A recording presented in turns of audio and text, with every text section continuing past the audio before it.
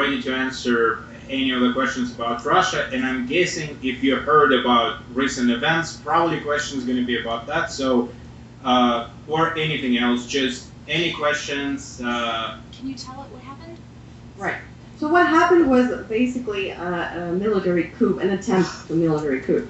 So Russia was really close to civil war. Yeah. But it was a one-day military coup. Basically, it was March TOS, created by, or started initiated by a private military company. Yeah. Yeah. Also, I mean, it's called private military company that's run by Evgeny Prigozhin, but in fact, before last Friday, it was completely under control of Putin. So it wasn't actually private, because in Russia we don't have actually private, businesses, things, or companies, because one way or another you cannot be independent from the state.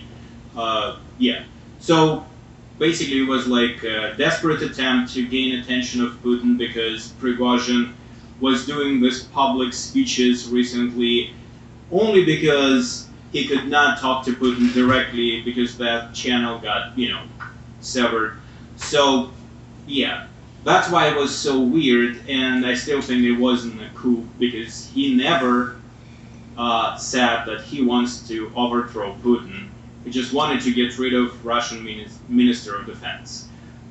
Yeah, that's like a small detail that some media on the West, or English, speaking media, they just call it a coup without going too much into the details and technicalities, and that's what we do. Yeah, so we were wondering if this is something that you actually heard about, if this is something that is present in the informational space in the United States, because we're not really following what's going on in the American media. Has any of you heard about it? Yeah. Oh, you did? You heard about it? They're Interesting. like almost gleeful about like Putin, his downfall, like this is the first domino or something like that. And I'm really interested to know how realistic that is. It feels not realistic. Right. So is that a question that popped in your mind?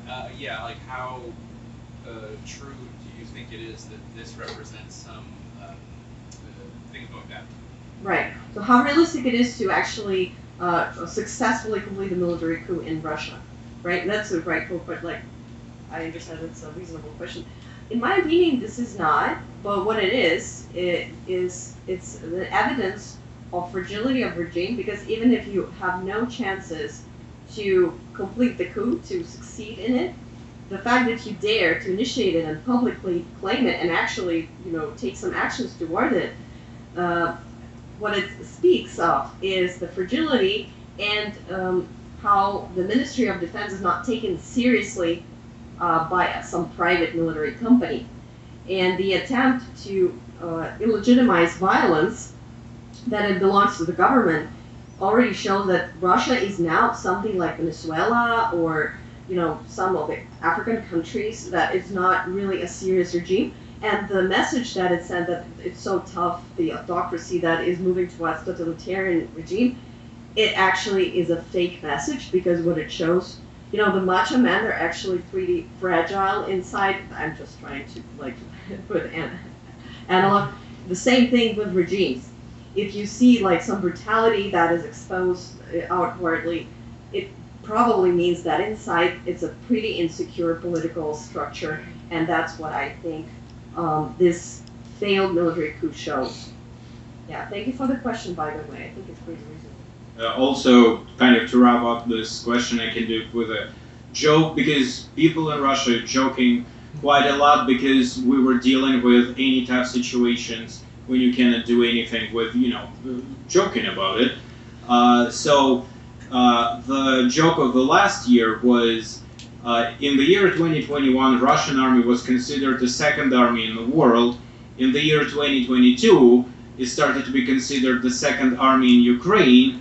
So now we have a continuation of this joke. In 2023, Russian army is considered a second army in Russia. Yeah. I heard another joke that this situation actually degraded the Game of Thrones with the second line in the list of the worst endings, like the show, TV show with the worst endings. So that's what we do in Russia. We joke about it, we talk about it. I wish we could actually do something about it, but let's see. Thank you guys. Yeah. It was Do you have any more questions, or we're out of time? Do 2 minutes. 2 minutes. Oh, we do? Any Yeah, like short that. question? Yep. Oh, okay. I had a question about like how you all navigate trust. I've heard in Russia it's hard to trust anyone. I was wondering if you've dealt with that, or you've experienced paranoia in your life. Personally. Yeah, this is a great question. You know why? Because propaganda is created to make you doubt everything. People think that propaganda exists to convince you of something, like to pull you to a certain camp of opinions. It's not true. Propaganda, what it makes, any kind of simplistic ideology, what it makes you do is doubt everything. Is doubt anything is true here. To think that everything is so ambiguous, everything is so vague, that you can't really know for sure what's true and what's not. And you don't trust your own eyes, you don't trust your own ears. You just doubt everything all the time, and that creates a desperate level of anxiety. And in that state of mind, in that mental state, you're very easy to manipulate. And that's a very good question. So Russians don't trust anything because they've been so they've been manipulated for so long that it's no wonder they don't. Yeah, also Russians usually don't trust each other, which is a big, We don't problem. trust each other. Well, so, because we worked on it. Because for us, I mean, it's a social, Russian society is very atomized in Soviet Union. Like, you cannot trust your neighbor because they can just call the police on you for, being not loyal or something like that. And now we have this times kind of back again. We have cases where fathers reporting on their children, vice versa. It's not a widespread thing, but it is, happening from time to time. So, yeah, we do have a problem with trust generally, but we want to work on that and kind of spread this, message. Also, please trust people. Yeah. It's good generally. Yeah. I think it's a good. Yeah. Well, I think yeah. it's also a matter of social capital. Like, if the social rules are effective in the society, it forces you to trust each other, because otherwise, if you disobey, if you break the rules, you're going to be punished or you're going to be exposed.